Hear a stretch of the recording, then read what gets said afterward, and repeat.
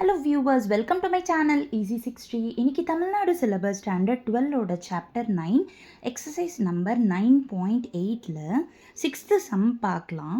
இப்போது இந்த area of the region வந்து கொஞ்சம் படிக்கிறதுக்கு எல்லாருக்குமே ட்ரபிள் சம்மாக தான் இருக்கும். பட் அந்த லிமிட்ஸ் கண்டுபிடிக்க தெரிஞ்சிருச்சு, உங்களுக்கு இன்டெக்ரல் ஃபார்முலாஸ் எல்லாம் தெரியும் அப்படின்னா கொஞ்சம் ஈஸியாகவே போட முடியும்.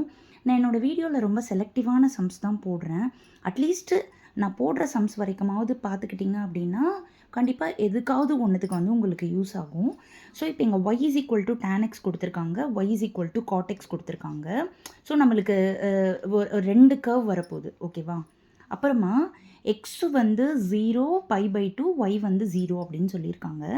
ஜஸ்ட் நீங்கள் என்ன பண்ணுங்கள், ஒரு எக்ஸ் ஆக்சிஸ் y ஆக்சிஸ் போட்டுட்டு இப்போ 0லேருந்து π/2 வரைக்கும் நம்மளுக்கு tan x கர்வ் போகுது, அதே போல் காட்டெக்ஸ் கர்வ் வருது. இப்போ இது ரெண்டுமே மீட்டிங் பாயிண்ட் வந்து உங்களுக்கு π/4, ஓகேவா?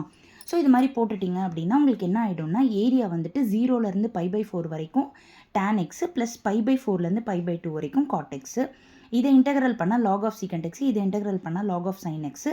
இப்போ நம்ம அப்படியே upper limit minus lower limit போடுறோம். அதோட வேல்யூஸ் எல்லாமே நான் சப்ஸ்டியூட் பண்ணியிருக்கேன். லாக் 1 கேன்சல் ஆகிடும். இது log a minus log b வந்து லாக் a/bன்னு எழுதலாம். அதுக்கப்புறமா உங்களுக்கு √2 × √2 log 2 ஆகிடும். அவ்வளோதான், ரொம்ப சிம்பிளான சம். போதும், இவ்வளோ தெரிஞ்சுக்கிட்டிங்கன்னா போதும்.